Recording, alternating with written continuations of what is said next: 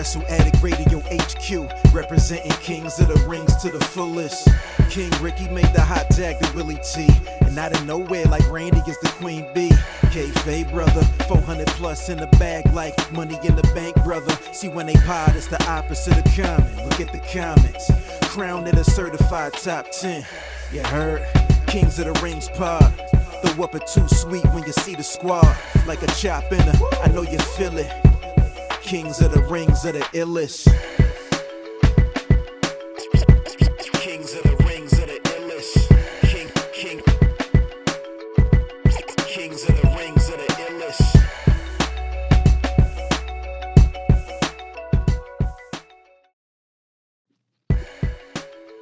And for the final time this year, ladies and gentlemen, welcome to Kings of the Rings podcast, episode 431, the final episode of the year 2025 for us. I'm your host, King Ricky Rose. Thank you guys for joining us. We are live right now on Facebook, on YouTube, on the Twitch. Thank you for everybody who is joining us live right now, including the people in the chat. Taquan, Frets, and whoever else is going to be there right now. We have not that much to talk about, to be completely honest with you. A certain somebody we saw tap out. Another somebody shaved their head.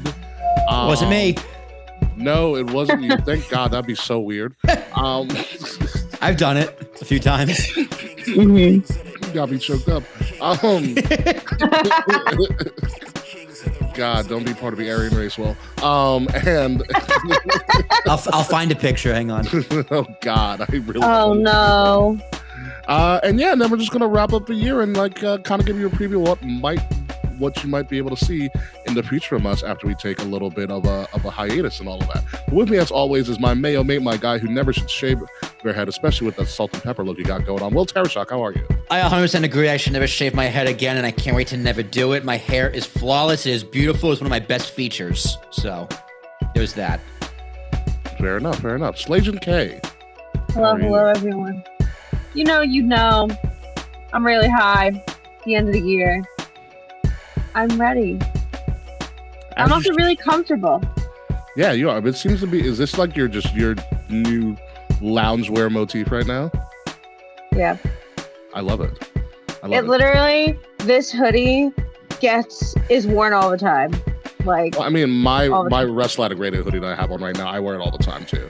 I wore this outside to smoke yesterday without a jacket, and it wasn't cold. What do you mean without it? Well, because you have the hoodie. Why would you need a jacket? Because it's cold out. Maybe it's me and I just run warm. It's like, yeah. I don't run warm at all. Oh, that's why. That makes sense. That makes a whole ton of sense. God, going through his old photos really make me want to kill myself. That's a good one, Sir Child. That's a really, really good one. Welcome to the show, by the way. But yeah, I had a Tiki Torch collection, only the ones from Lowe's. Lowe's from what state, Will? All of them. Ohio, specifically. Oh, God. There we go. I put it in our Discord. That was freshman year. Freshman year. Freshman year? I got to check this out. All right, hold on a minute. I've got to see you with... I got a nice shaped head. I'll give myself that. Oh my God. Oh, look at that. Yeah, isn't that terrifying? Yes, very much so. Yeah. I'll see if I'll put it up. I'll put it up to the camera so everyone can see it. Yeah, I was about to say, it's about okay, here's a side by side. Yeah, it's about to be the show cover. My God. No, I'm not. Well, I was gonna say I'm not singing that photo, but I literally just did. You just did. There's literally nothing you can do about it. I could do great work with this photo. Good luck. Can you give me hair? No. Can you make it so I'm holding mayo instead of like a Hofstra pep band thing? Yes, actually. What award did they give you? I have no idea. I don't remember. I might still have it somewhere. The Office of Student Leadership and Faculties Most Improved. A Most Improved award. There you go. Yeah. I was a drummer. I guess I improved. Well, look at this, actually. Frets here is saying you should see me with longer. Frets, were you rocking a flow? Yeah, Frets, how long? Like, I need to see Frets with a flow. I'm very intrigued by this. I do miss my COVID cut where it's down to like past my shoulders. Your hair was so long during COVID. Yeah, my hair was a little shorter than Kay's is now. My hair Actually, got a lot longer. shorter, probably a few inches shorter. Yeah, my hair's like down to like my chest now, almost. It grew a lot. Do you keep rocking the long hair look, or? Yeah. Okay, it looks I great. like it Keep long. rocking it. Thank Keep you. rocking it. I like It my hair long, too. It got really healthy, and I've had my hair like short for the better part of a decade. Yeah, so I'm like ready for it to like keep it long. Fair enough. Well, it won't be long. We'll probably be this show, but who knows? We're gonna have a lot of room to kind of just rip and do whatever we want. But first, let's talk about Saturday night's main event. It happened Saturday, December 13th from Washington, D.C. A lot of dignitaries in the crowd, 19,000 people, which means probably about 17,000 people in the arena. There was some concern about who may or may not show up because there was an issued no bag policy that they last minute. I was like, weird. That means they're expecting somebody really, really important, but they don't want you to bring anything in there at all. But we did see Kurt Angle, Mark Henry, Elias.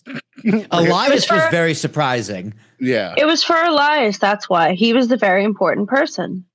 I would have to assume so. Trish Stratus, Kevin Owens making a public appearance, which was really freaking cool. Sami Zayn with his child.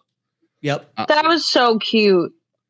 You know, all the big people. But aesthetically, I loved this look of Saturday night's main event. Like, I get the classic nostalgia feel, but I think we're past that now. Yes. This is just another event. Yeah. You know, I think the nostalgia feel was also for when they were on NBC. Yep. And the first they one. didn't. The first they one. don't have that. You know, they don't have to do that anymore. And I think, and our concern was like, why wasn't this on NBC? But I think I figured it out in my head. Is that they didn't have to worry about runtime on a stream. Yeah, that was probably it. They allowed themselves to go over because they did go over. Yeah. And because I was talking about this with somebody, and I was just like, it's Saturday on NBC. You're not competing with Saturday Night Live. No. Yeah. Saturday comes on at 11? Yeah. 11:30. 11:30. So, yeah. And Saturday Night Live has precedence over anything. Hell yeah.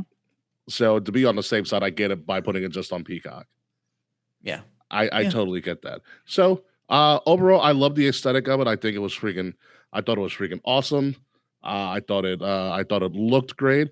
And I thought the best part was that John Cena tapped out. Oh, what a moment. Guys. What a moment, folks. You always go out on your back, folks, as the old saying goes. John Cena did the job on his way out. Much to the surprise of everybody in the arena, not to the surprise of me. Silence. I thought he was going to pass out. I really thought he was going to pass out. Me too. And we argued about not seeing another pass out job. Yeah, I didn't want to see a pass out. I would have rather him win than see him pass out. Because you know how I feel about babyfaces passing out all the time. So I was at a Christmas party Saturday night, so I didn't see it live. But I got home around midnight and I watched the whole show.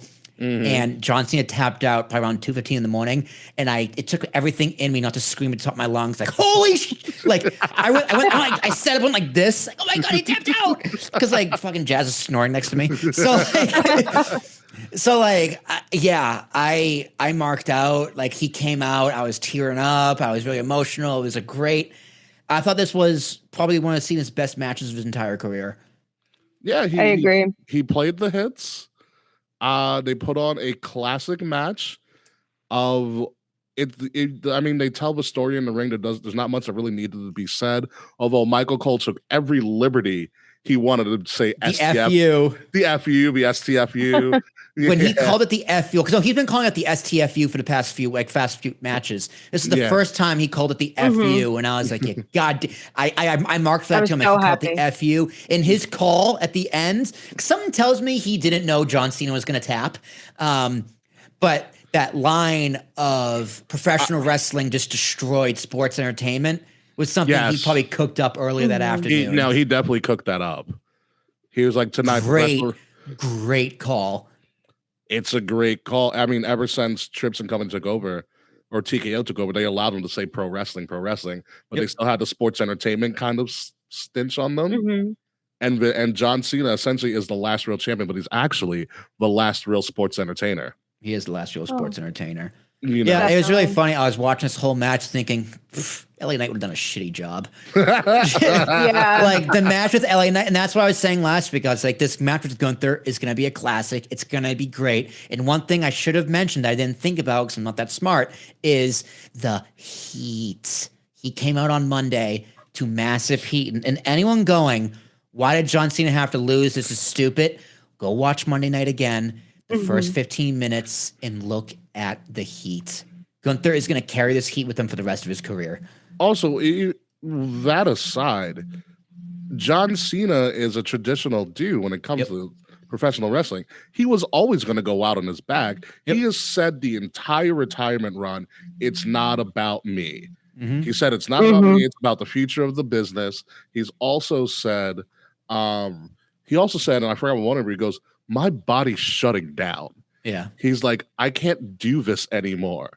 Like, I have to get out now. Like, I can't consistently do this. It's time for me to go. I mean, the whole premise of Saturday Night's Main Event was to showcase up and coming talent and all these different matchups and exhibitions. And honestly, for the most part, it did. For the most part, it did. And honestly, I feel that concept should happen once a year. Ooh.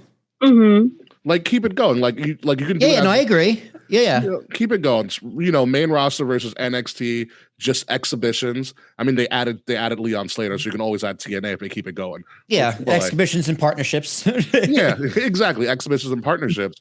As I think it's a great concept.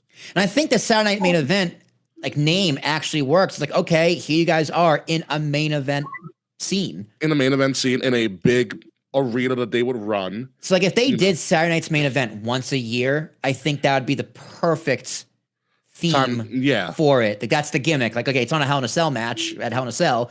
It's the up and coming stars at Saturday Night's Main Event. Yeah. That's a great idea, Ricky. Honestly, that's a great idea. I think they like that a lot. Post Cena thing. And the other thing about Cena being a traditional guy and things like that, we knew the ending. No one believed it because, as Fred said, Gunther telegraphed the tap out previously. Yep. He said on the Raw before Saturday Night's Main Event, I'm going to make Cena tap out. I'm going to make Cena say, I'm going to make Cena give up. Yeah. And Cena gave up. It was so shocking because we haven't seen Cena do it in 2 decades. 20 years. 20 years. When his whole, I understand why people are upset. It's like, oh, it's his whole gimmick. It's like, but guys, the gimmick's dead. He didn't give up. He told you this is it.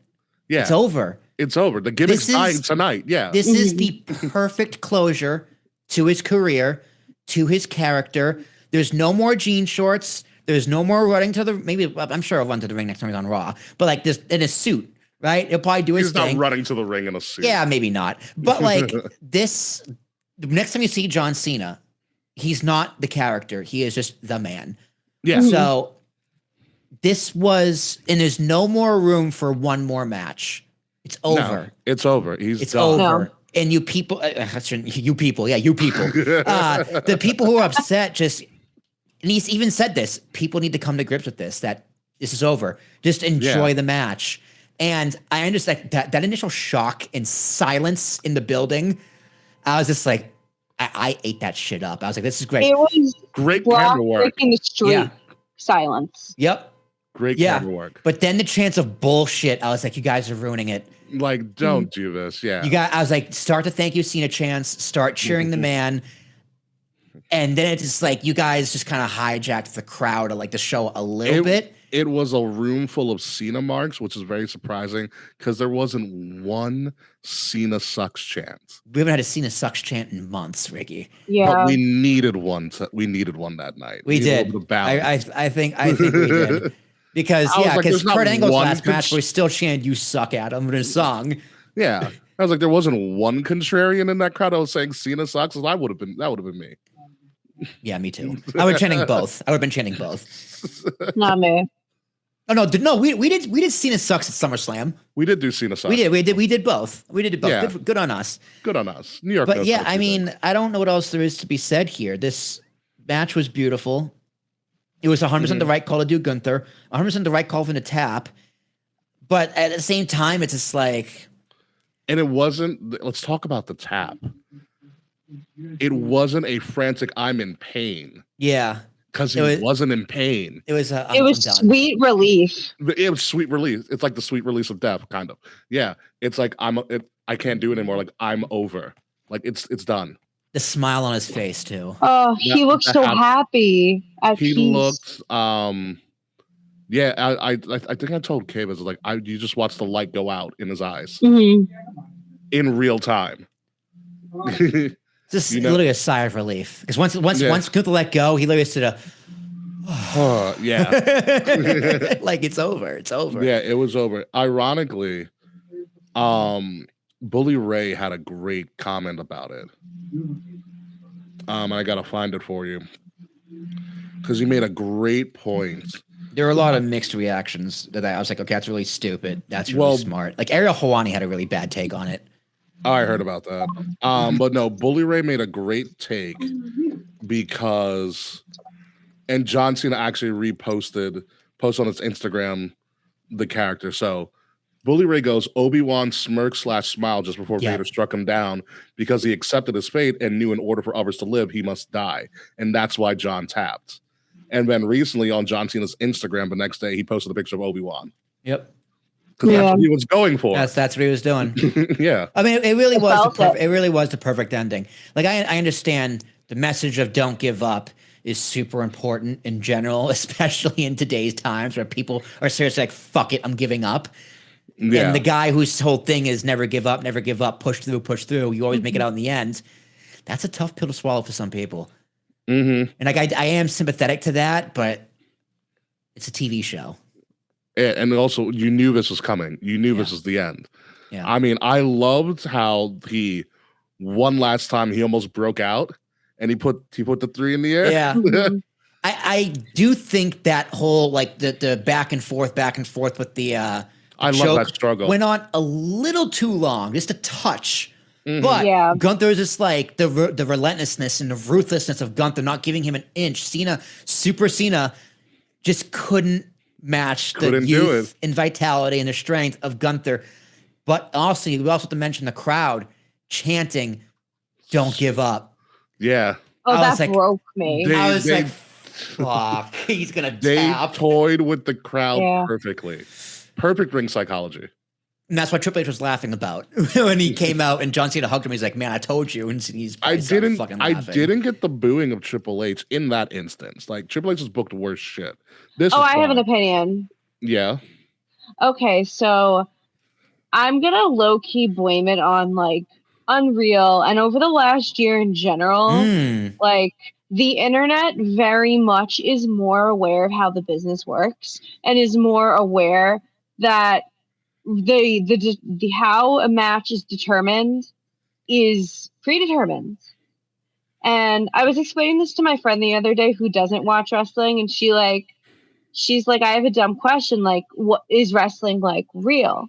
And then I'm like, yes and no. To me, it is. I'm like, yes, it is. Leave Britney alone. Damn it. So I had explained, I'm like, results, they're predetermined, but like, you can genuinely get hurt in a match. Like, yes, absolutely. It is live. You could die. Yeah, you could. It happens. It's happened a lot. Like, more than we want to give credit to. So over the last year, I feel like people have kind of swung the other way from believing wrestling is completely real to now everyone is aware of kind of how the business works a little bit more, and that Triple H and creative are booking these decisions. So everyone's like, fuck Triple H for booking John Cena to tap. He buried John Cena. How could you make John Cena give up? God, on his way out. I love that. Yep. I love that. Like, I loved the match. To build on that, Kay, it's like you're putting a face to your hatred, right? Or like the metaphorical internet hatred of the decision, because now you know who the faces are. Triple H, it's Bully Ray, it's Bobby Roode, excuse me, Road Dogg, right? So you see how a sausage is made. Now you don't like the taste anymore. Yeah, and let's not call it creative. It's Triple H and his middle-aged white guys. That's creative. Yeah. That is technically the creative team, correct? Yeah. With input from John Cena. Of course. Yeah. But yeah.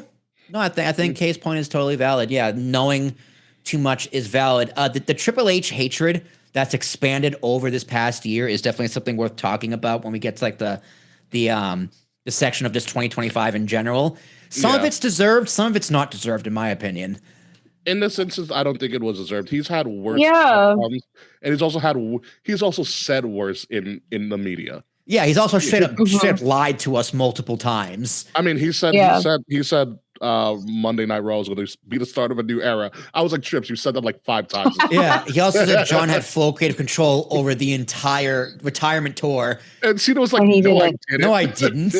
Yeah, it's like, no, he didn't. Which is fine, right? I mean, I have no problem with Triple H saying, yeah, we're gonna work and do what's best for business, and be collaborative. Like, I don't doubt Triple H is collaborative. He's always been collaborative.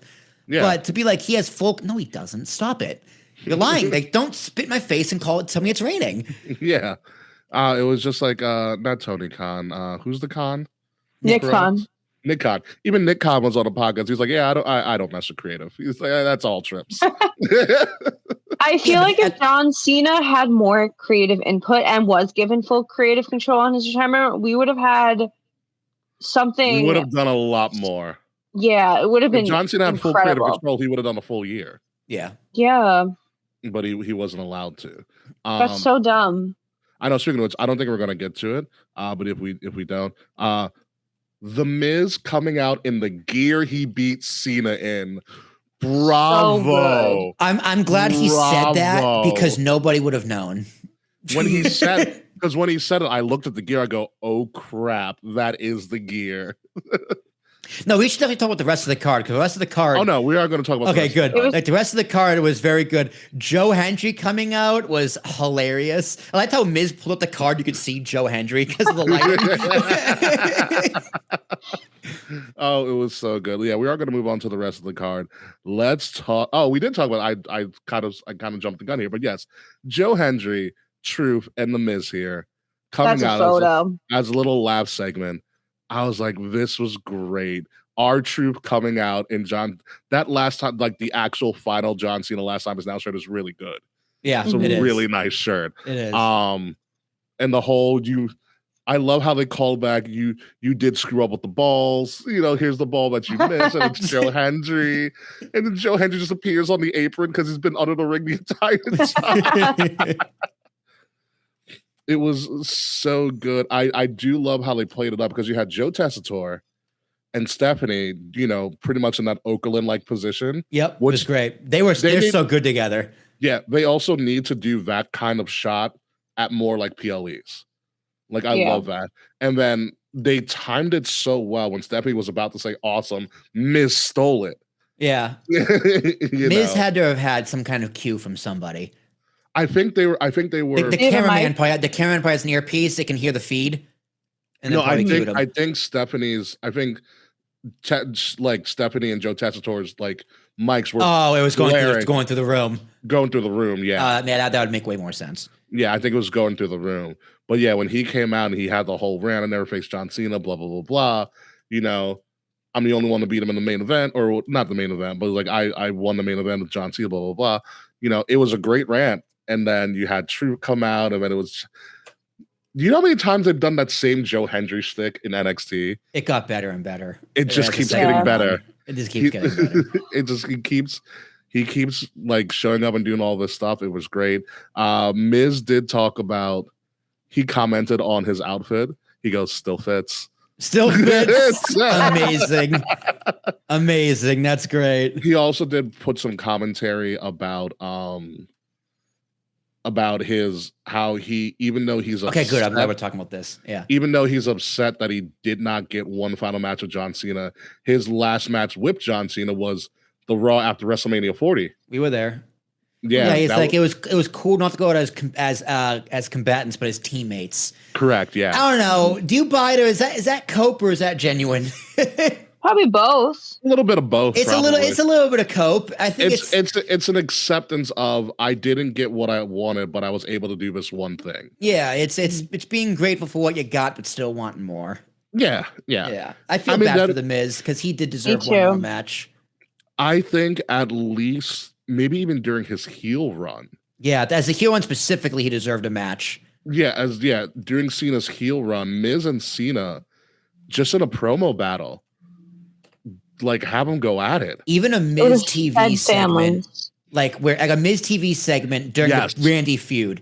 Miz TV with Cena and Randy, and Miz introduces Cena first. And just goes, "I told you." Yeah, I told you. And just dude, because we don't honestly, no one cares about the match. We just want to see the promo. Yeah, and the Miz TV, and it's like Randy comes out, hits the RKO, and there you go. That's the Miz TV segment. That would have been incredible. He could have brought back. This would have been so vile, and everybody would have had to be on board with it. He could have brought back Total Bella BS. My favorite. But instead of using Maurice, actually use Nikki. Yeah. Dude.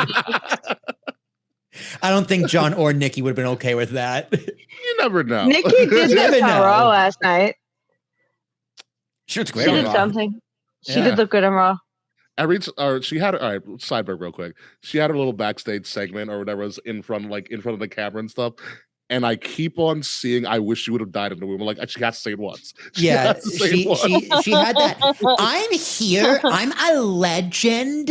Like that cadence. Like her cadence, yeah. Yeah, the head cheerleader cadence. Yes. Yes. It's not a democracy, it's a cheerocracy. It's a cheerocracy.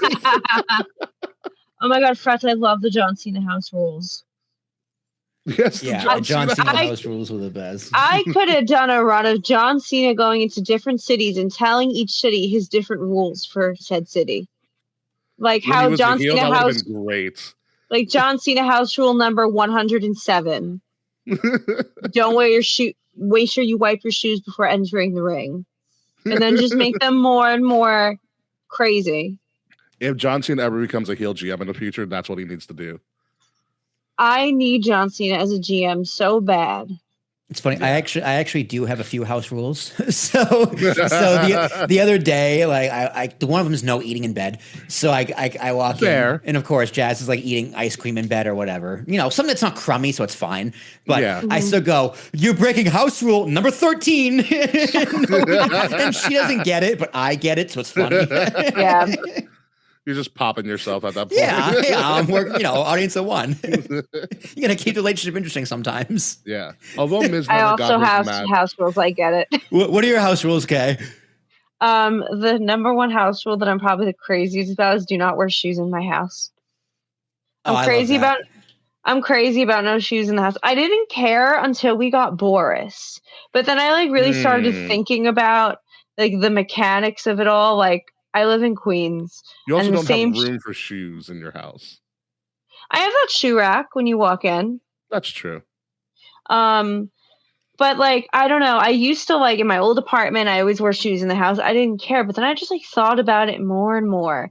Like the same shoes I'm walking around New York City in are in my bag, in my house. Yeah. Yep. No. So I became a psycho about it. I've been like that ever since I was a kid. But one of Jazz's house rules is to keep your shoes like in a specific place when you kick them off, so they're not in the way. Yes. Which I have 2 spots. So. Yeah. But anyway, even though The Miz did not get his final match, he did get a segment on the John Cena retirement show, which I think is he was the co-main event. He was the co-main. You know. It's literally why slippers exist. That is why slippers exist. I have slippers. I love slippers. Or just really nice socks, like non-slip socks. They're great. They are great as well. Oh, hospital socks? Yeah. Or slipper sock. Slipper socks, yes. Slipper socks are great. I have my slippers are right here. When we got married, we gave our wedding party. They had black and white slippers, and me and Liv had white and gray. Nice. They're so fucking comfy. Nice. Very, very nice. All right, let's move on. Let's go down the rest of this card to a match that ticked me off because it ended too quickly and ended in no I'm so mad about it. contest due to Drew being Drew and dragging out Angry Drew for another year. Oba, Femi, and Cody called it. Hey, sorry. I called the WrestleMania match between Oba and Drew, which I still think is coming. Mm-hmm. That's fine. I would love to see Oba and Brock, but that's just me. Me too. Yeah, we got till SummerSlam next year. Yeah, when he's retiring. That's very, very true. Thank God. I will say this. On SmackDown, he held his own with Cody in that promo. And he did a great job. Good for him. Very good. I didn't see it, but good for him. He came and I didn't notice this until like I was watching somebody talk about it. It's like Oba Femi has the best shirts in all of wrestling. And I'm like, he has shirts? It is very like Hollywood rock, very like $700 shirt rock when he does promos. Oh, like his ring attire, like his attire. No, his I'm doing a promo. Right. I Like thought you meant his merch. Wearing. Yeah, I think like his merch. I'm on the shop right now. This isn't that good. I'm talking about the shirts he like. Yeah, his costume. Let's say his costume. Yeah. Okay. Oh, perfect. He looked great. I love that little. It seemed like Versace inspired. The shirt he wore to SmackDown, the black and gold. Yeah, he wears stuff like that all the time. I will say for the small sample we got on Saturday Night's Main Event, he was presented very, very well. His entrance was great. He looked like a world beater. Like, my God, what a shot. With him just like bouncing back and forth. Like he looked. Oh, the Oba walk? Yeah, very, very confident, very smooth, very ready, very in the moment, very believable. And it definitely helped a lot that the crowd knew who he was. Mm-hmm. And they knew his entire theme. Yeah, and was chanting for him heavily. So this was a very, very smart crowd, which definitely helps someone like me who's seen Oba Femi live, but has a very small sample size or no sample size of who the fuck this guy is, but you believe him immediately. Yeah, you believed him immediately. Cody sold the mess out of him. I love how Oba just stopped all of Cody's moves. Yeah. like all of them. It's really interesting. So I found this video and I sent it to Kay. Let's see if I can play it for you. But so Oba is from Nigeria, but he throws on the heavy Nigerian accents. Like very, very heavy. Did I send it to you, Kay? Yeah, I watched it I think yesterday or 2 days ago. Where did I send it to you on? I want to say text. No, I found it. It's right here. Do you want to hear what Oba Femi really sounds like, Will? Sure. Put that sucker right in the microphone. I'll tell you a little bit about myself. I was born in Lagos, Nigeria. What? I had a full scholarship to come to the U.S. and took the shot put for the University of Alabama. And now I've kind of moved from throwing the shot put to throwing men around the ring. What can I say? I'm a big man. But this is an even bigger opportunity for me. I've worked my ass off ever since I got here, and this is no different. I'm just here to make my family proud. Dude, he is sounds like a handful of black people I know from Montclair, New Jersey. Yeah. Well, yeah, was he born and raised there or just born there? He said born in Lagos, Nigeria, got a scholarship to do shot put at the University of Alabama. Okay, so he came here when he was a teenager. Yeah, and so, but yeah, that's how. So he does put the accent on pretty heavy, which is. I mean, hey, I wouldn't be able to tell. Which is perfectly it works fine. for the character. Yeah, it works for the character, and you still understand him. So yeah, there's no reason not to do it. That's part of his character, and he's legitimately that person. Like Apollo Crews is also Nigerian, but has no connection there. Yeah, like it's one of those. I was talking with Charles the other day. Oba Femi would have been great in Black Panther as one of the Jabaris. Yeah, as a background guy, absolutely. Yeah. Or like a stuntman too. Yeah, my nerdy side quest real quick is that he should be in Black Panther 3 as the new ruler of the Jabari, since essentially M'Baku is gonna be the new king of Wakanda. They should do that. Yeah, I mean, listen, Vince isn't involved to stop them. They're doing a lot more movies. Like Cody's in Street Fighter, Roman's in Street Fighter. Drew isn't Drew also in Street Fighter? No, Drew's in Highlander. Ah, Highlander. That's Drew's in Highlander. Punk and Roman are in Zootopia 2. Which made over $1 billion globally. It's already out? Yes. Yeah, Zootopia 2 came out a couple weeks ago. It came out the weekend Wicked came out. Yeah. Oh, okay. I'm going to wait till it comes to Disney, but I heard it was really good. Yeah, like I said, it's made $1 billion globally, so it's doing well. But yeah, no, back to Oba and Cody. What a match. Cody sold for him well. We even got Cody selling so well he started bleeding from the ear. From the ear. Yeah. They were doing it in the ear. They had some, and like honestly, after the show, outside of all of the Cena stuff, what everybody talked about was Oba, Femi, and Cody. As they should. Yeah. It was just just from the entrance, the way he looked, the way he was shot. I love them doing the camera on the ground, especially for somebody like Oba. Yeah, it did wonders. Made him look huge. Yeah, I was also watching this match going, yeah, this is the right move. Sorry, Ricky. You're too small. Ricky's too small. What do you mean I'm too small? No, Ricky Saints. Oh, Ricky Saints. Yeah. Yeah. For Ricky Saints, they would have had to build this with their AEW tie-in. Yeah. Like Ricky Saints is built for the main roster, but just not for this particular spot. Not right now. That makes no. sense. Yeah. No, I get it. No, listen, Oba's coming up to the main roster the next year. Guaranteed. I could see him on SmackDown doing really well. Oh, absolutely. Like him and Cody are gonna have to finish this feud. Yeah. Him and Drew gonna have to start a feud. Another feud for Drew to lose. Poor Drew. Poor Drew. Whatever keeps the character going. But yes, that was my one disappointment. I was like, this went to a no contest. I was really upset about that. However, we also got Sol, Ruca, and Bayley in probably the smartest match out of all of them. So good. Very good. Play to each other's strengths. Bayley did a good job leading Sol, Ruca, and it had a pretty crafty finish. Michael Cole loved the Soul Snatcher. Everybody loves the Soul Snatcher. Yeah. You know, what I loved about Michael Cole this time around, especially in Saturday Night's Main Event, he did his due diligence. You can tell to talk to all the NXT people. What's your story? Where are you coming from? You know, because he says it throughout the match. He's like, Oba Femi's only been here 3 years. You know, Shawn Michaels said he took to this like a fish out of water. Talked about Sol Ruca, you know, taking like this weird like major in Oregon where she was going to be like a stunt woman. Yeah, very, very weird path to wrestling for Sol Ruca. Yeah. And she just took on to it really quickly. Exactly. Good so, but no, it was good. This match was very well done. The only female match on the card. Even though Bayley did lose, it was an okay loss. I think the way that they put the finish together. So she hits a Soul Snatcher. Bayley kind of half rolls out, so Sol has to drag her back in. And Bayley's like, "Oh nope, I got you." And then Sol Ruca's like, "No, I have you." And then that's the finish.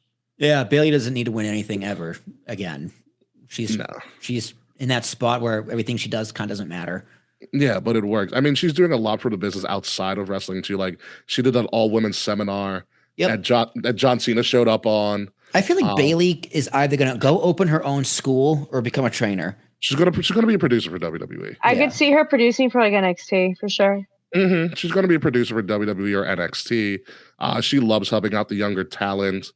But no, this is a good spot for her. Sol Ruca winning was a good shock. I mean, Sol Ruca's already been exposed to the main roster. Yeah, multiple times on SmackDown, so this isn't anything really new for most people. So they knew what they were expecting. But her matchup with Bayley, who's a seasoned vet, was really good.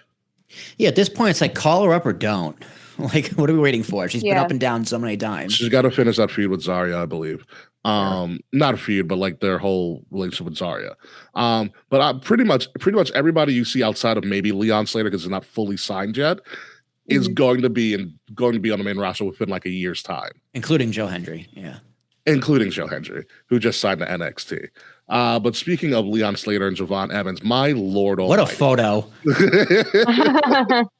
My Lord Almighty. Look at Javon Evans looking up. He's like, whoa. And this is exactly what I thought it was going to be. AJ Styles making sure nobody loses their head in this match. Yeah. It was Uncle AJ making sure everybody else stops jumping everywhere. Yeah, Uncle AJ make sure the kids don't hurt themselves in the trampoline.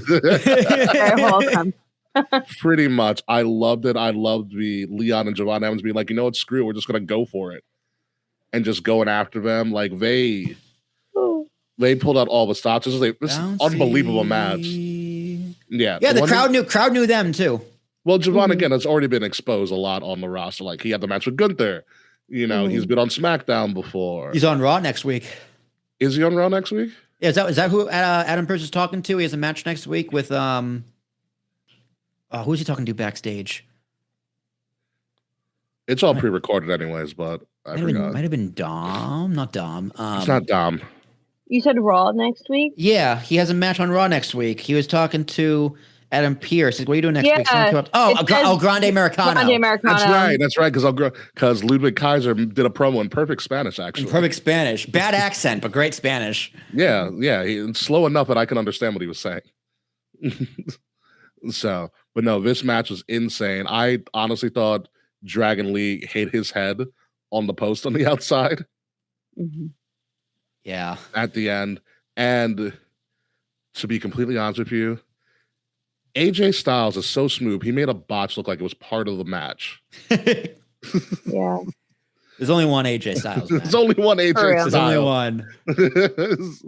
There's only one AJ Styles. It was so good. Leon Slater must have been happy as hell because he actually got to take a Styles clash from AJ Styles. That's probably like the dream of so many young wrestlers. Yeah, that's like the one move I don't want to take though. That and the coup de grace. I don't want to take those two. The Styles clash is weird because it's the opposite of what you're taught. Yeah, you don't tuck your head. Yeah, you have to actively like put your head back. So it can screw if you don't know how to take it. But no, this match was amazing. It was an amazing match. It was a great showcase. You can tell WWE wants Leon Slater so badly. Yeah, he'll get there. He's still a kid. He's 21. He just turned 21. Yeah, he's a baby. They need He's to work. Plenty of time. They need to work on his entrance music. That's my only gripe with Leon Slater. I don't remember his entrance music. It's very like drill. Like it does. Like it's very kind of like low. It's very low beat when you first hear it, and you're just like, come on, get to the point. Where we got it. Exactly. Yeah. It does. Like you hear it, and it's like, this doesn't grab. Like it's not like it doesn't grab you on the first note. Where's the hook? Yeah. It's one of those things like with Javon Evans, like you hear his voice say, "Your boy is bouncy," so you already know who it is. Yeah. Jesus, Taquan, them auctioneers would have been fighting over Oba in the back in the day. It took you long enough to see that. Yeah, I just saw that. Jesus. He's not wrong. He's not, no. But yeah, overall, that was Saturday night's main event. Like I said, overall, it's a good show, and I want this concept to continue. You would have died. Me too. It was really good. It was the best science main event they've ever done. Yeah, and I think they just needed one more match on this. But I agree. I wanted something else. If they reserved like the last Saturday night's main event, if they reserved like this December to be like the showcase of like WWE and NXT every year, I think everybody would be happy with that. You're not running anything else in December. Yeah, that would work. You know, you take the extra time to build up to Royal Rumble. Royal Rumble, yeah. All of these matches in the grand scheme of things mean nothing, and that's fine. That's not they're not supposed to mean anything. They're supposed to be like, here's the up and coming talent against our established talent. Man, what do you think? John Cena's match is something we'll never forget, though. Oh no, it's going to be up there with like the fake retirement of Ric Flair. I say fake retirement because he's unretired. Wrestled multiple times after that. I will say, that's a quick sideburg on John Cena. That video package they played for him, the only time while John Cena was watching it that he had any sort of like emotion, tear jerk, anything like visual cue on his face was when Vince showed up. A very young Vince. Very young Vince talking about John Cena. That's the one time Cena like rubbed his eye or like had showed any sign of like breaking character. I thought that was very interesting. Very interesting as well. Cena actually talked about during his retirement tour the one time that he almost broke character, and it was Punk. Ooh, which time? I think it was when they were doing. When it was actually Punk and Cena one final time, and Punk came out as like the doctor of Punkonomics. Oh, that's funny. So apparently, he said it on Chris Van Vliet because it wasn't during Elimination Chamber because you can clearly hear what they were telling to each other. So apparently, in between his lines, in between Punk's lines, he said he like lowered the mic and says, "I miss you already," and then went back to his lines. That's funny. Yeah, they love each other. Yeah. So we are now in the pro wrestling era with Gunther on top. And I will say this about Gunther real quick before we do move. I love him being less serious and more of a serious jerk. Yeah. Works so well for him. Oh, hey, AJ. Him laughing. So good. In that small ass car.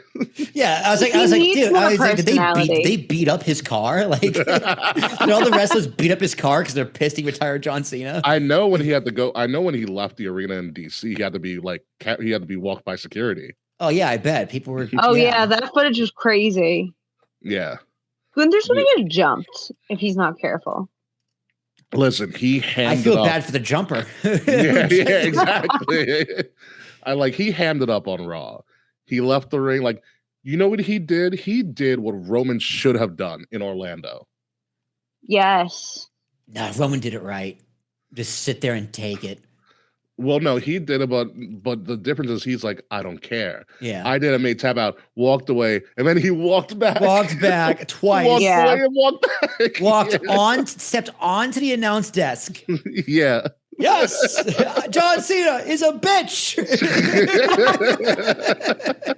I think Gunther enjoys it more than Roman did. I don't think Roman quite knew what to do at the time. Yeah, because Roman was supposed to be a face. There's the difference. Roman didn't know what to do with all of that. But Gunther's like, this is fucking awesome. I am going to soak up every last moment of this. Yeah. He has Brock beating a streak heat. I can't wait. Oh my God. I'm like so excited. It did remind me of Brock beating the streak, yeah. No, but I'm excited that I think he's going to retire Brock and retire AJ, retire R-Truth. R-Truth is probably done soon. Dude, I want Brock to retire R-Truth. Oh yeah, that'd be way better. If they just redo the Legend Killer with the Career Killer for Gunther, I mean, yeah. Gunther retires Randy. I like Career Killer than Legend Killer. Like career, because there's different. Because Randy was going after Legends. Like, but if he was going after Legends already retired. Yeah, if Gunther goes after careers, there's something there. It's very different. Yeah. You know, but yeah, we're gonna have to do a lot of things. Like AJ and Brock are both retiring next year. Yep. Mm-hmm. You know, so it's a matter of who are their last opponents. Besides Gunther. Does AJ do a TNA run? Each other would be fun. AJ has to do a TNA run. Does AJ do a TNA run? There's rumors that TNA does want him for that AMC debut. I hope it's 3 months, a 3-month run. Mm-hmm. I could see him retiring in TNA. Little Bound for Glory retirement. I could see him doing a TNA retirement, but then coming back to WWE and doing a full retirement. Yeah. I mean, he could do the tour both. Why not both? Yeah, that's what I'm saying. Yeah. He does like a 3-month stint during his retirement tour, retires from TNA, comes back to WWE. Mr. Fretz in the Discord. Yeah. Oh, let's see. I would love. There's not enough people in WWE currently, but I would love AJ versus all former Bullet Club leaders. Fretz, that's not long hair. It's long, but not long. I got to see this now. You do look very interesting. Oh my God, Mr. Fretz, I love this like Fall Out Boy-esque hat you're wearing in the hockey. Yes, the Fall Out Boy hat on the left. I love it. The scally cap, kind of. But then on the right, you low key you could be an extra on The Sopranos. Yeah, right here it's like you gobbled my ghoul. You've gobbled your last ghoul. Hey, Don, you see this fucking Pat Mahomes guy, Tori Zacy? How are we gonna do with this bet? And Micah Parsons too. And Micah Parsons. Yeah, I would love. It's not possible, but I would love AJ goes against all the former Bullet Club leaders. God, look at Fritz's like VHS collection in the back. He's got the Longest Yard, Sting, Bruce Almighty, and Aladdin. And 101 Dalmatians all on the same shelf. No cohesion. And Zoolander. And Be Cool. Oh, what a movie, Zoolander. What a movie. Spaceballs. Sorry. Across the Universe. What a good sideburn. movie. Thank you, Mr. Fretz. Anyway, all right. As we move on, as Kay goes through this videography of Mr. Fretz, we finally found out who the mystery man was, and it's Red Pill Austin Theory. Clearly, Red Pill Austin Theory. He's bald. He got red pills. That man has been in a basement for a long time. That man has a freshly active Reddit account. That man put the lotion in the basket. What? You know what would have been absolutely great? If it wasn't him? No. Okay. Theory. What if it was Theory that becomes the if Theory it's the perfect ending to John Cena's career. But if somehow we pulled shenanigans and the Masked Man came out and stomped out John, oh my god! And then you realize it was Theory. It still wouldn't save his career. It'd make his career worse, but still. I would have loved that little. He does look like Danny Garcia. Ooh, that is a good. It does look like that is a good one. Danny Garcia. Will said Justin Timberlake in the chat. Still don't see. He looks like who he played in Spider-Man. He looks like he's an extra on Euphoria. Like he's gonna replace. He's gonna replace Fezco. Fezco. Yeah, Fezco. He looks like Fezco's replacement. Oh. Austin Theory definitely says the N-word on Xbox. Oh, God no. damn it, took one. Yeah, that man looks like he smells like Monster and Newports. Yeah, Austin Theory saw American History X, was like, oh, okay, that's what I'm supposed to be. Like he's seen some stuff in his absence, and then he got Angelo Dawkins behind him. Was like, yeah, I'm on TV, and the crowd went, oh, okay. I'm just glad it's not Montez. Well, Montez would have been a good little switcheroo. Very out of left field. Mm-hmm. But I can see Paul loving somebody like Montez Ford. Yeah. But Austin Theory. I'm interested to see where this goes. He's got to get a microphone. He's got to explain why he did what he did. Yeah. I don't have high hopes, but we'll see. I just want him to be a dick again.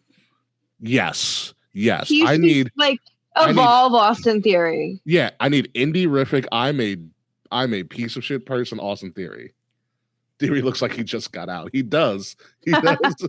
He's done his time. He just realized felons can't get jobs.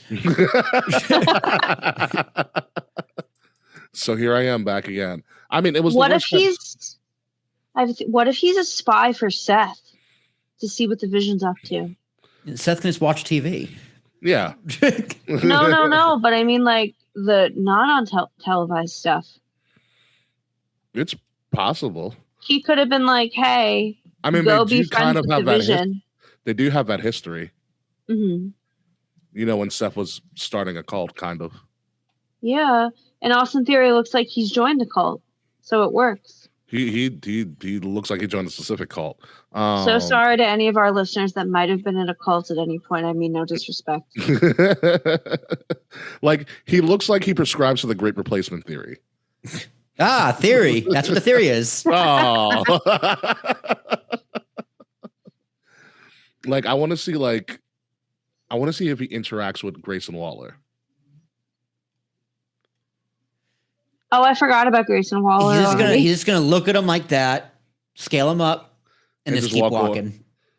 He's like, bitch, you are not worth my time. The New Day and the Usos, though, always worth my time. Oh, always. What a match. Thank God we're back, guys. Man's like, I just got home from work. What did I miss? I go, well, Gunther just hammed up for about 15 minutes. The Usos and the New Day went on for a tag match for the 7,000th time, and it was still amazing. It was great. It was like the first time. Yeah. Didn't miss a beat. Not one bit at all. But the Austin Theory thing has some legs. We'll see how it goes. I honestly don't, he didn't say anything, so we don't know where this is going. Yeah. You know, Yeah, is he a part because of Paul this Heyman's group? playing. I don't know who it is. Yeah, I don't know. What if he's telling Yeah. the truth? it just so happens that he's like helping me out. I'm like, that's advantageous for me. He's like, hey, a convenience is a convenience. Convenience. If someone hands you a bag of money, sometimes you don't ask where it came from. Bro. I mean, he's right. He's 100% right. He's like, And then, if he's not lying, he's right. Yeah. yeah.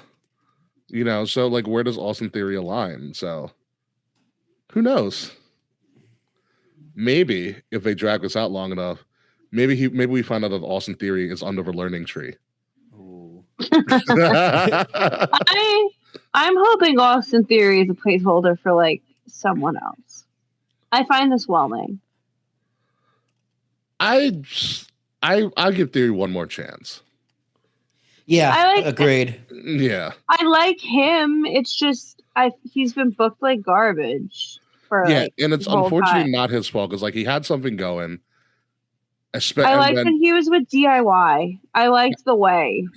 Because so they had something going. They kind of maybe called him up too soon. They brought him back down because he's with Seth. They kicked him off. They brought him down with DIY, and him and DIY and the way and the family was pure storytelling and comedy gold. That's where like, oh, Austin Theory is really funny, talented, very talented. You know, like he's really funny, and then they kind of broke that up, I think, a little prematurely and never really got back to it. And then they tried to make him a big star again, which kind of worked. And then he ran into John Cena's going to kill my career. Well, no, they put him with Vince first. Remember? They did put him with Vince. Yes, they put him with Vince as like the golden child. He had the match with Pat McAfee at WrestleMania, which was a great match, which led to Austin stunning McMahon one last time. But we can't even show that anymore on TV. So, like, this guy has been given a lot of cards that just like a good hand that just life got in the way and someone had a better hand, or one way or another, like because remember he was the thing with Theory being a golden child, and Vince resigned. Yep, and they left nothing for him. Cena ruined his career. Cena took the L and then left. Yeah, and then since then it was just like, okay, we have nothing for you. It's then like WWE and then couldn't cash in on Roman. This again. Handed the opportunity, but there was realistically nothing. There's nothing they could have done for him. Yeah, to make it make sense and to make it work. So it's like right place. He's always in the right place at the wrong time. Yeah. So at this place seems like he's in the right place. But then again, Seth got hurt, so it might be the wrong time. So like WWE needs to give me a reason to care. Triple H and the booking team that all look like this apparently need to give me a reason to care.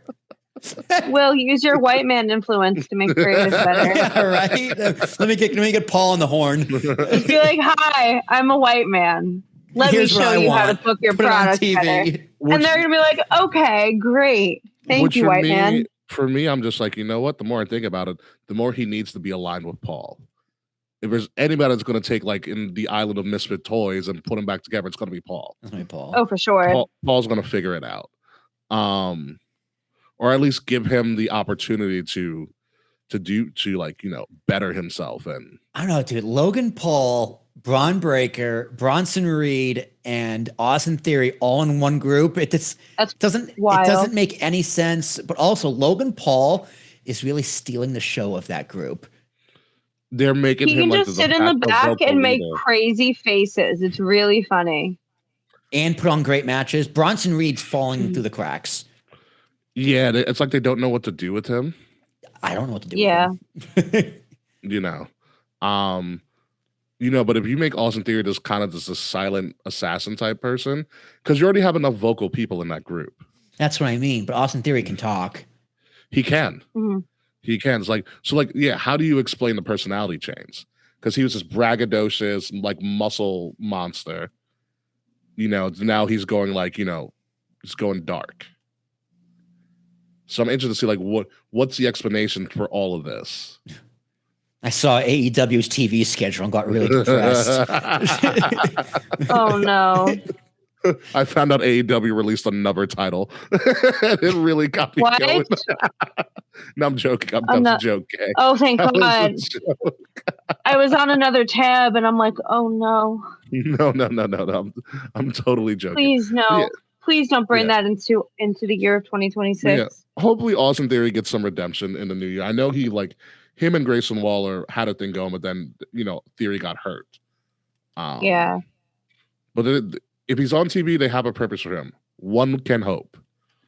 Mm-hmm. So we'll see what happens. Honorable mention, though, Maxine Dupree looked really good against Ivy Nile. She did. That was a really fun match. The whole dungeon promo thing has been really working out for her. The dungeon promos have been good. More. Yeah, like they've been good. More. Yeah, the way.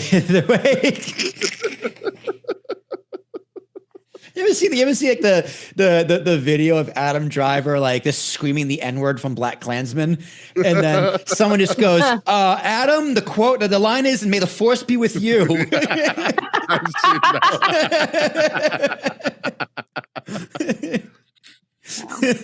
that. No, and that does give me hope that that Loki legend Natty will actually show up in WWE now. Royal Rumble? One can hope. Maybe. I mean, she's doing fine with what she's doing, training people. Yeah, she's been being an ambassador for the company. She's fine as is. Breaking news, Frets. What we got? We got breaking news. Oh, breaking NXT news. What do we got for our final thoughts of the year? I'm very interested to see what this might be. With NXT, it could be anything. Watch it be us. Like we missed like Chris Jericho's debut. Like Chris Jericho debuts on NXT. Can you fucking imagine? No, I can't. That'd be so silly.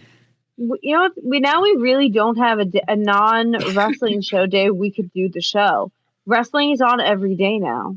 And new NXT North American Women's Champ Thea Hale. Really interesting. Cool. Very, very interesting. Good for her. Beating who was the NA champion? Yeah, good for her. Good job, Thea. Kalani, what's her face? Kalani Jordan. Kalani Jordan was not North American. She just finished her TNA knockouts run. Actually, I forgot. I forgot who it was. Something. But yeah, congratulations to Thea Hale. Yay! They did partner Thea Hale with Joe Hendry, and they're kind of really funny together. Because she's like spunky. Yeah, you should. NXT's fun. I believe in Joe. Oh, she beat Blake Monroe. She beat Blake Monroe. That's interesting. That's surprising. They were really heavy on her. Is Blake Monroe moving up? I mean, I could see. Interesting. I could see that. I can see that it's very early easily. In the show too. I mean, think about Stephanie McCare and Julio. They gave him like 6 months. Yeah, that's true. You know, Blake Monroe is already accustomed to working big crowds. I think she just needed to learn how WWE does their TV. Kind of jazz up her character a little bit. Her character's entertaining. Well, speaking of Stephanie, she had her match with Raquel. Fine match on Raw. Yeah. What's going on with the Judgment Day? Liv has something cooking, but I just because JD's now hurt. The Judgment Day is never healthy all at the same time anymore. Yeah.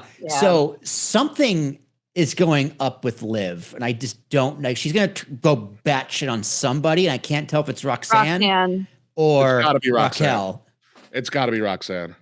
They have to be setting up Roxanne for a fall. That entrance they did, the two of them, Roxanne and Liv, a few weeks ago, and they all looked cute and happy together. I'm like, oh, Liv is gonna murder this girl in the next month. I felt that right in my loins. I was like, all of this slower, perfect. That smile, that look in the eye. She's looking at me, guys.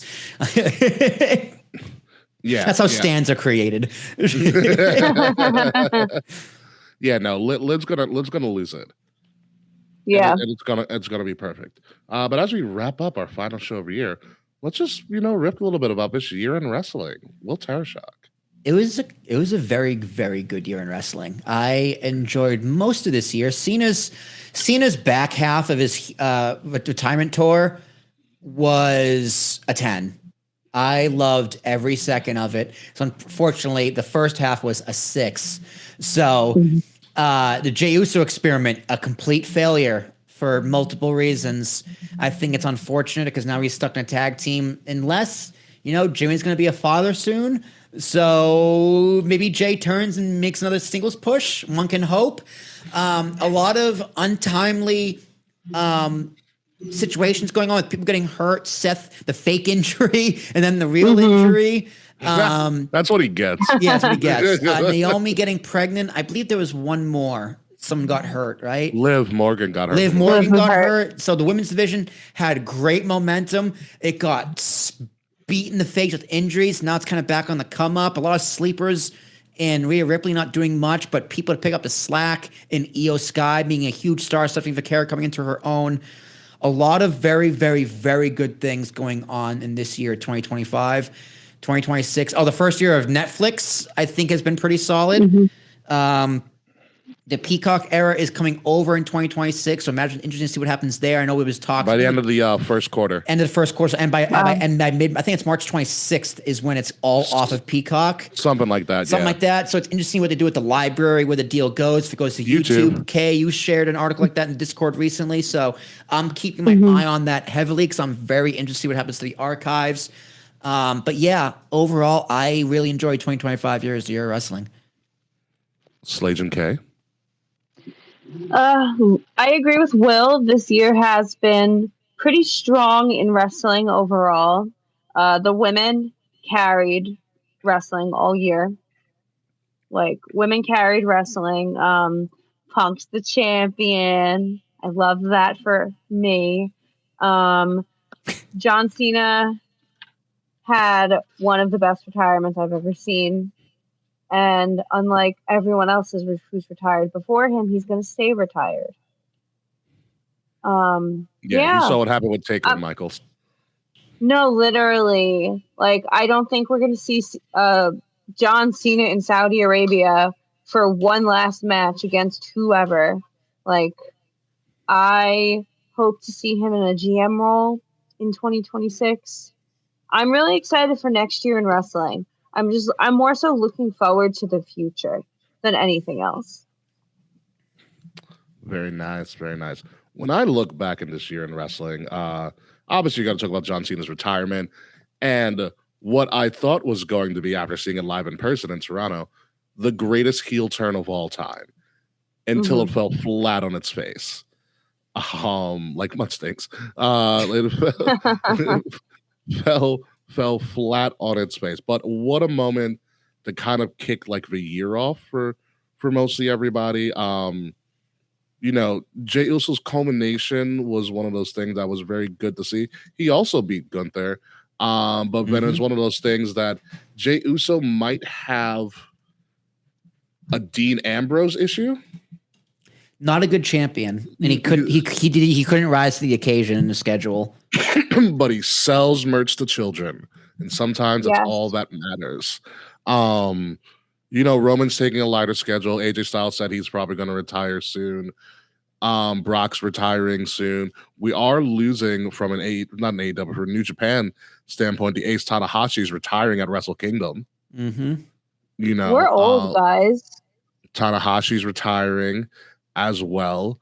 So it's been a pretty crazy year. Like you said, the women, Stephanie Vaquera, kind of rising to the occasion, rising to fame, which probably doesn't happen if Liv doesn't get injured. Correct. Yeah, that's a good thing with Yeah. WWE is it has depth. Yeah, one person's out, you plug somebody else in.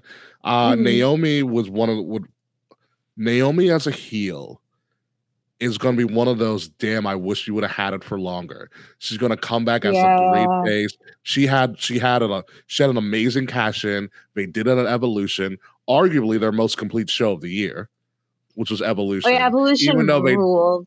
Even though they didn't really advertise it, but it was one of their most complete shows of the year. When is Naomi due? Do we know? It's gotta be sometime early next year. Yeah, so she was like basically pregnant sometime in August. So you're talking March, April? She's about 4 months. She's about halfway through now. So yeah, probably like around Mania. Around Mania, probably, yeah. So you have Naomi.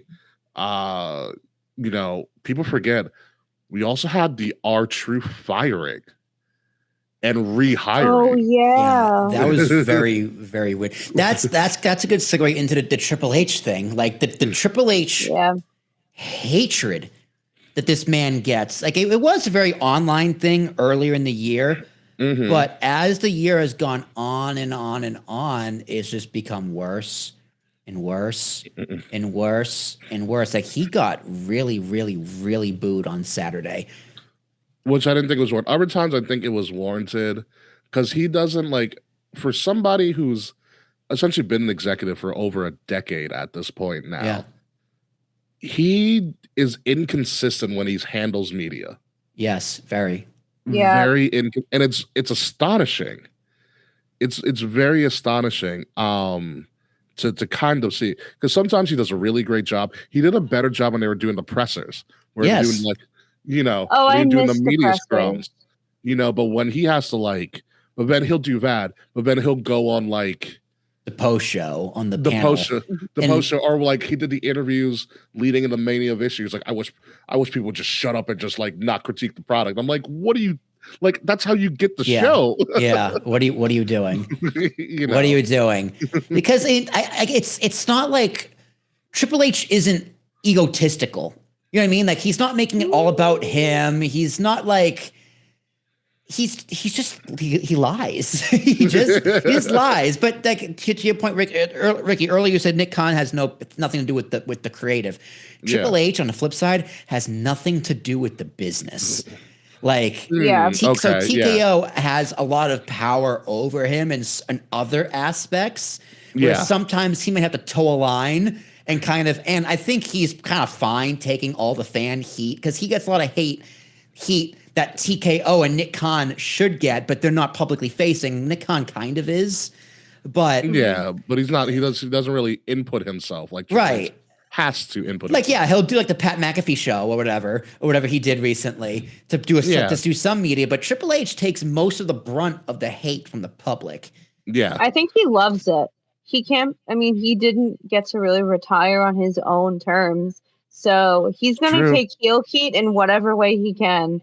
And if he's going to make bad booking decisions, if you're not watching the stream, I am putting air quotes around this statement because the internet is crazy these days. But Triple H, he's going to get that heel heat however he can get it. So if he's going to make John Cena tap and make make DC so mad that they say we want Vince, he's fucking eating that shit up. That was a dumb move, DC crowd. What are you doing? Once a carny, always a carny. That's a great point, Keg. Yeah, because I think that's totally. But at the same time, I don't think he would have such big of an ego where he would take an on-screen authority role like he did in 2014.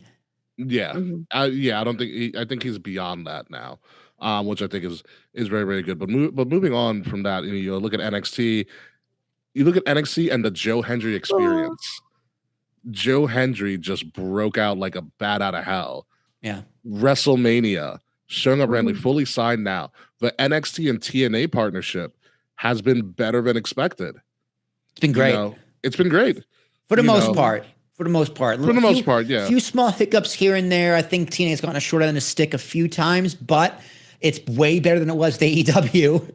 Way better than it was. They have a TV deal now. They have an American TV deal. An American TV deal. So TNA is on the up and up, which is good for the business as long as they don't sell a WWE. If that happens, this whole thing was a huge mistake, in my opinion.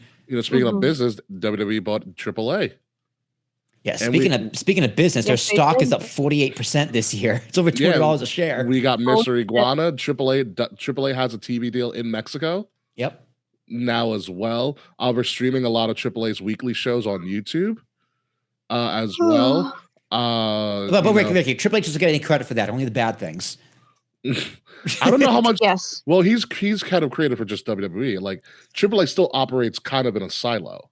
Right. No, but I'm saying, I know I say it has anything to do with the business, but in terms of like working with Conan through AAA, like how you think Conan got to speak with Nick Khan, probably Triple H. Yeah. Right. So Triple H is just like, it's like if Nick Khan's like, hey, Triple H, what big promotions are there in XYZ area? He goes AAA, UK, whatever, Italy, CMLL. whatever. Well, they couldn't cut CMLL because that's under AEW's umbrella at the moment.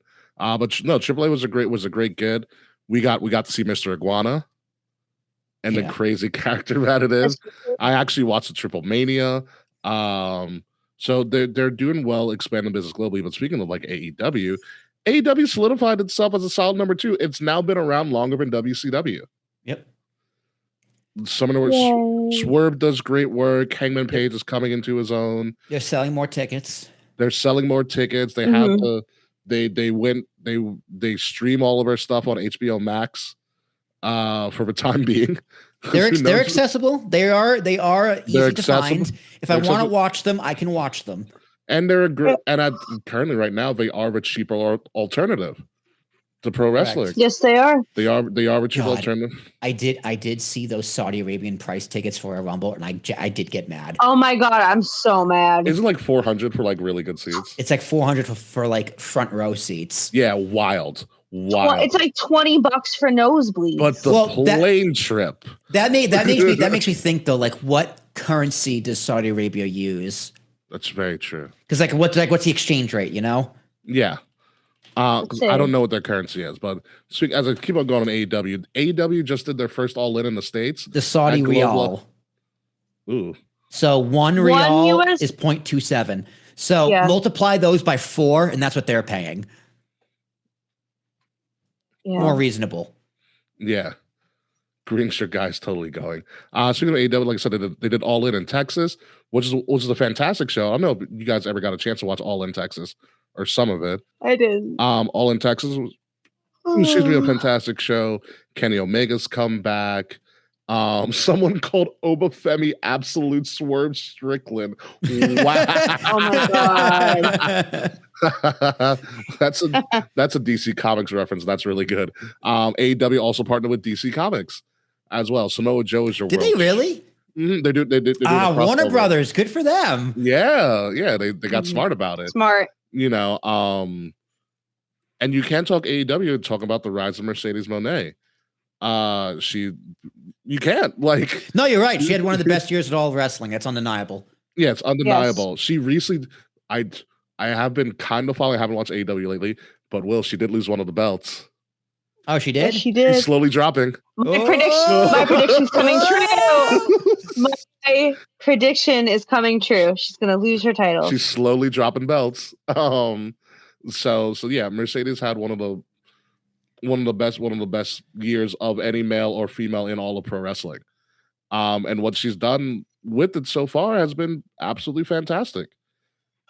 You know, she has been one of the most talked about people and her match with Timeless Tony at All In was fantastic.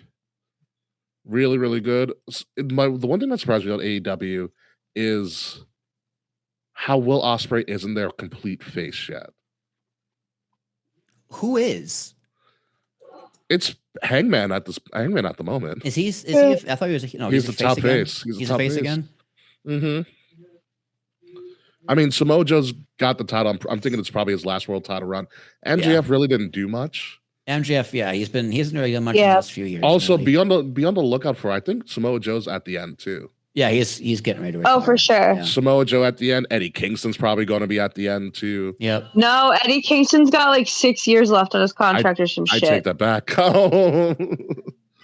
No, I read that the other day. I thought Eddie Kingston was going to go next year. Nope, Eddie's got years left. I mean, Kenny's definitely at the end, just for health reasons. Just health reasons. I mean, we also don't know if we'll ever see Adam Cole again. Yeah.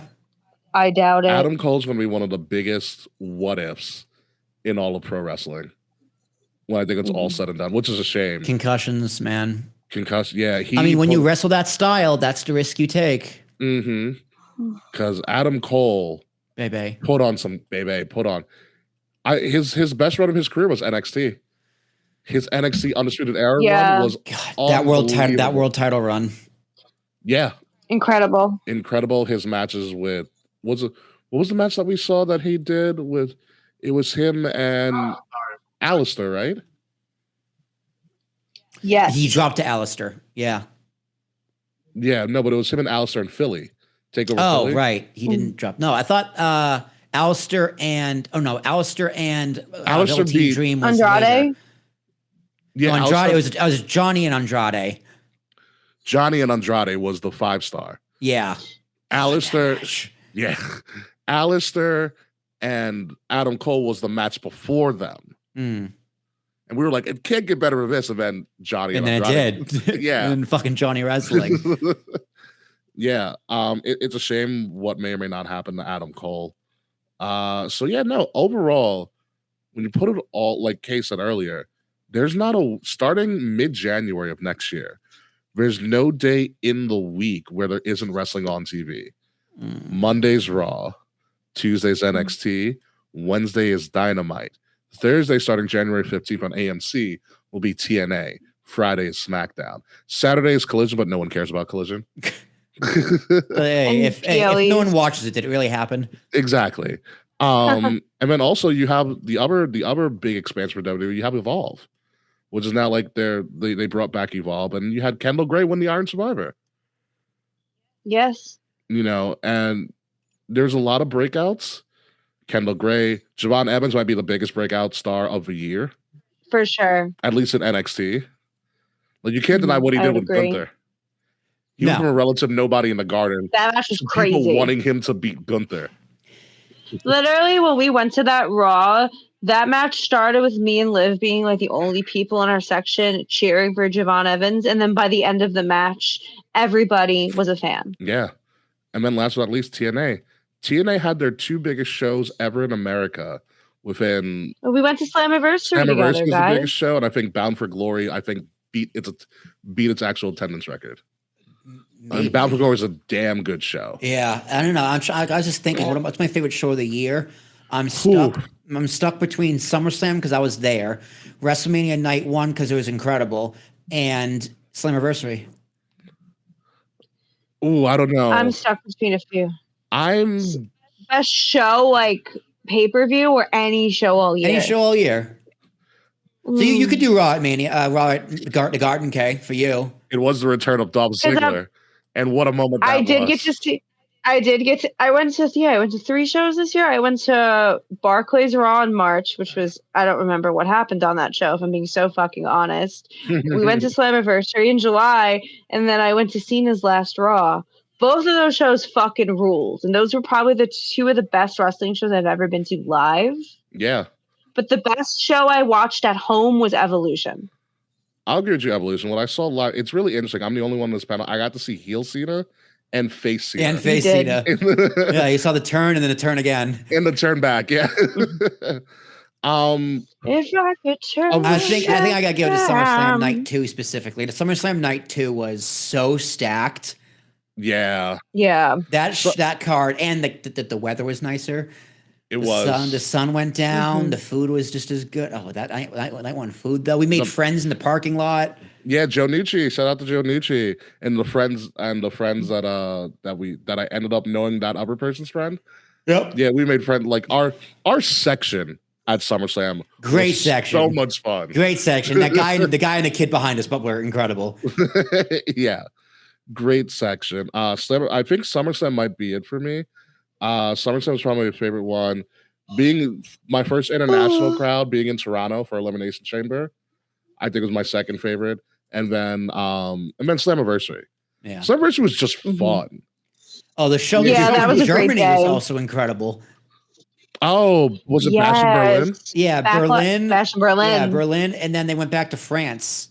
Yes. So both that Germany crowd was, or was it Berlin or Berlin's in Germany. Berlin's in Germany. What was the other one? Brussels. Paris. Did they do Belgium or something? They did Belgium like right after Cena turned heel. Yeah, that's right. Those international crowds were amazing. Germany. We're getting Italy next year. Germany and France. Those 2 go head to head of the best crowds ever. Mm-hmm. Mm-hmm. Remember, they couldn't stop chanting. They couldn't stop singing for AJ Styles in Paris. Yeah. So they had to cut the commercial, and they came back and they were still going. They were still singing. The building was shaking. That was the first time. But yeah, I was on Raw. Yeah. Yeah. No. La la la la la la la la. Yeah, they kept on saying he is phenomenal. He is phenomenal. La la la la la. But yeah, no. I did 3 PLEs in 2 different states and 1 different country. Hell yeah. You're well traveled, Ricky. Just for this year. Yes. Just for this year. It's going to be very domestic next year. because I have to freaking do weddings or be A lot of weddings. Yeah. A lot of domestic travel. Oh, so we're planning April 11th that weekend. That's the For your weekend? bachelor party? Yeah, most likely. Yeah. Okay, that's a good in-between. That's a very good in-between, Will. That's like the one. It's like the one weekend everyone was available. So my brother's looking for places. He's gonna send a group to text the group eventually. Okay, that's a very good. Where are you guys going again? New York, somewhere in the woods, upstate New York. I'm gonna kill everybody. Oh, that's so fun. We're gonna be in the Appalachians, so like half of us are not gonna make it back. I would say don't go outside at night if you're going to the Appalachian. I'm joking. We're not going to the Appalachians. We're not going to West Virginia, Kay. That was Nash's bachelor party. No. We're talking about the Appalachian. There's Appalachia. There's Appalachia. You don't want to go in Appalachia. No. Yeah, no. Appalachia's not just in Virginia. It goes like the whole East Coast. Goes up and down. Yeah, but West Virginia is where it's really, really bad. Also New York too. I've known it's all very bad. I've seen some interesting camping sites up in upstate New York. I'll have to send you what I can remember, or send it to your brother or whatever. Yeah, go for it. And kind of just let you know. So, but yeah, no, I think it was a very solid year in wrestling. We broke 400 this year as well. We did. Yes, we did. How about that? Yeah, it was very early on. A lot happened this year. That is also very true. We have a new merch store. Kay got married. Kay got married. Yes, I did. Will's getting married. I'm still drinking. It's great. What's in that cup, It was Ricky? actually just water. Oh, it's water. I have some fun stuff from my coworkers that I saw at the holiday party because we like to give gifts, and my coworkers are also about half of them are people of color. So I have a lot of ethnic holiday drinks like coquito and the Caribbean rum punch. Coquito's delicious. It comes in many flavors. I have original flavor coquito and the Caribbean rum punch as well. You'll probably have rum punch at some point in your life. I love me some rum punch. Delicious as well. I like rum. I don't know why I like rum, but I enjoy rum. This rendition I have is called Voodoo Juice. Ooh. I haven't tried it. Oh, I've heard of that. Yeah. But one of my coworkers, her and her husband were former bartenders, so they make stuff just to make stuff. That's just because they're bored. Pretty much. They also do a bowling league, which is hysterical. Ooh. So it is what it is. But I'll have some time off to do that and things like that. And we'll have some time off from the show. We just got to figure out when we're going to come back. Are we coming back the day after Raw in Brooklyn? That might be that'd be the 6th. The 6th. Yep. Well, we'll storm into 2026 on the 6th. Called our 666 episode, 6626 episode. Epiphany. So, with that being said, before we wrap up the year and decide whether or not we want to do World's End, because World's End is an AEW show, by the way. Oh, you gotta give me the scores where I'm in 3rd place. World's End is an AEW show, and AEW does have a tendency to put on a lot of matches. And so, the standings as they're right now, in 1st place, Slate and K with 147 points. In 2nd place, myself with 134. And in 3rd place is you, Will, with 133. Womp. Damn. We have, if we stop now, we have officially covered an even 200 matches. 200 individual matches this year. That's so much. It's an even 200 right now. It's an even 200 right now. How many matches are on this card? World's End, they haven't decided it yet, but I'm gonna go. They might go 10. As like statistically, Ricky, I guess you could no, because you're down by 8. I'm down. Wait, let me go back to this thing right now. I'm actually down 13. You're down. Okay, yeah, no, it's impossible for you to win. And 200's a great number. K has deserved their trophy, so I say we crown K right now and call it a day. All right, congratulations, Yay! Finally, this has been your year. I win in everything except the real sports. The sports that matter. Do you know the day before John Cena died, one of my Mets friends texted me being like, between all the horrible shit happening to the Mets and John Cena retiring, this week is diabolical for you. I'm just like, yes.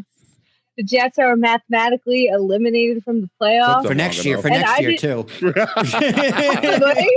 You know, I didn't watch the Jets on Sunday. Dude, Trevor Lawrence put up really, 6 touchdowns. That's ridiculous. The score was like 20-40 something. Yeah. And I'm like, bye. You lost to a Tony Khan owned team. That was my thought exactly. I'm like, we lost to Tony Khan by 20 something points. Exactly. Better luck next year for the Jets, I guess. Yeah. No hope for the Mets right now. Yeah. So yeah, I think that summarizes everything. Yes. I'm coming for the crown next year. I gotta get my title back. I went from first to last. I'm embarrassed, guys. I should probably watch AEW. From last to first. By 1 point too. Well, 1 point. Hey! You know what? If you gave me that Ricky Starks beating Femi point, that's the only thing I remember from that card. We can tie. Or if you just would have picked the last two in the NXT card from the upper week. Or if I picked the last two in the NXT card. Yeah. That happened to me twice this year. I've got last minute picks. Slammiversary too. Yeah, there was 2 last minute picks. I was just like, well, I got hosed on Slammiversary. I did terrible on Slammiversary. There was one show I forgot to book completely, and I somehow still won. I forgot which one. I forgot which one of the shows one of the prediction shows I missed due to illness. I forgot to give results. It might have been an NXT show. I might have just not done it because it was like we all didn't predict. There was a couple of shows like that where like we just forgot. Like there was I think we did Wrestle Dynasty AEW we forgot to do. Whoops. Oh yeah. Like the Manson. It could have been a bigger sample size, but we getting 200 matches in a year predicted. I still like the idea of adding a fourth member to this little game we got going on. And the fourth member but celebrity guest is a different member, a different fan. So like, it's Fretz, Mance, Charles can come on, and them as a collective unit are a team. Yeah. It's very college game day. Yeah, we should do that. It's very, I'm down with that. Every time we do a prediction, we bring somebody on. We do a lot of predictions. We gotta get our guests in advance. No, I don't know what show yet I want to do this for, but I want to get Liv on the show because she's never been on the show. How are you guys going to do that, though? And, I don't know. I haven't gotten that far. You guys can either share a camera or if you guys have a second laptop, just pick up a cheap microphone. No, unfortunately, I have the only laptop in the house. She has her little honking PC over there. The PC would work. The PC will work.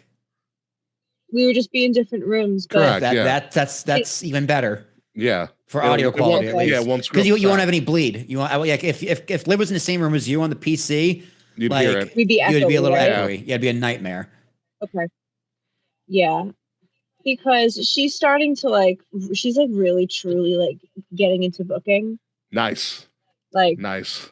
It's really wholesome, and now that she has opinions of her own about wrestling, I want to get her on the show to book against me, the champion. She is well more than welcome anytime. Yes. Yes. Absolutely.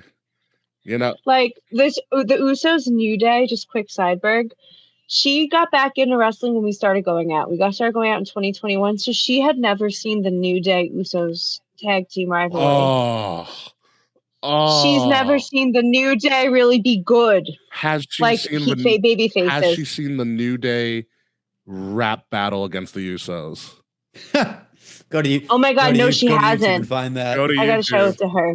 There's a lot of New Day stuff. I remember the New Day were so funny. They're sometimes unironically funny because they realize, if we just become really stupid, people will love us. Do you remember Save the Tables? Oh my God! I forgot when you're feuding with the Dudleys. Yes. Yeah. Oh my God! I forgot about that. They had Save the Tables. They had some Michael Cole interviews where they just obliterated Michael Cole. There's one time Biggie tried to eat a kazoo from Edge and Christian. Or you could. They're so good. You can show her the New Day versus The Rock promo segment. Oh my God, I forgot about that. Mm-hmm. Wow. There's so much. There's so much to show. Oh yeah.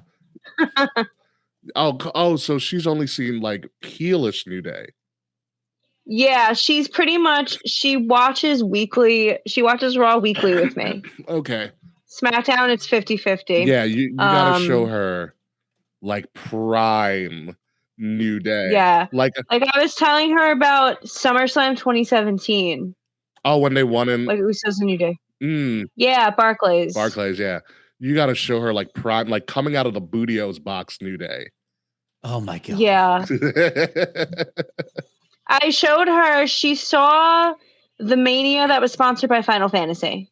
She saw that. That was 33, yeah. 33. I couldn't remember 32 or 33. It was 33. She's seen that. I have a lot of work to do this upcoming year. You should buy Liv, the Big Book of Booty. It's a real book that they came out with. Is it still open? The Big Book. It might have, I mean, I know you can't get Bootios either. The first thing I found is Big Butt Book. Well, no, that's not it. Not, yeah. Oh, it's a $60 book about butts. That sounds like a great book to buy, actually. I agree. Love butts. Big old booties. Yes. But yeah, with that being said, I think it's time for us to get the fuck out of here. One final time this year. Yes, let's do it. Ladies and gentlemen, you have been listening for the final time this year. Kings of the Rings podcast, episode number 431. The Big Book of Butts? I don't know. The short hair theory? The short hair. I like the short hair theory. Yeah, if you're gonna use my photo. I like the short hair theory too. I mean, you guys totally racially profiled white people with short hair, so it's a short hair theory. How about racially profiled? Pointing out the obvious, a short hair theory. Hey, you're just noticing patterns within people that happen to fit that demographic. Exactly. Correlation is not based on statistics. Correlation does not always equal causation. Everybody knows that. I have been your host. Amen. Scientific fact. I've been your host, King Ricky Rose. You can follow me at Ambassador Biggs across all social media outlets. BIGZ, Ambassador Biggs. Find Kings of the Rings podcast at KOTR _podcast across all social media outlets. Like, share, subscribe. Leave us a 5-star review. The links to all of that are in the description below. If you are still watching us, it's right here next to me. QR code right here. Oh, there we go. Good job, Will. Good job. You're close, Kay. You're close. Almost. Yep. More. Yep. There you go. Once again, I'm cut off. Yeah. Cut off. You're good. Links to that are in the description below, or in that QR code. It also includes links to our fantastic merch. We're still having our holiday sale, 50% off everything in the store throughout the entire holiday season and a little bit into the new year. If you like what you are listening to, if you're listening to us, make sure you're listening to us on Wrestle Addict Radio, the cure for the common wrestling podcast, and follow Wrestle Addict Radio socials at addict_wrestle on Twitter and at Wrestle Addict Radio, all one word, everywhere else. Mayo Mate Will Tarashok. I still don't know what Mayo Mate means, and Googling it does not help. But if you want me to get some mayo all over your listening pleasure, that sounds even terrible. That sounds really weird. Ew. I was on Nate's podcast, TNA, talking about 10-10-10, so I don't know when that's being released, but we recorded 2 full Will finally knows what it means to fit the description. Amazing. 2 full hours covering TNA Bound for Glory 2010 with Jeff Hardy for the first and only time in his career, I think, up to that point at least, turned heel. So we had a lot of fun things to say, talking about the Knockouts division, Eric Young being a psychopath, Orlando Jordan being really weirdly bipolar. That was a joke Eric Young made. He's playing like a bisexual. Yes. I forgot this even happened.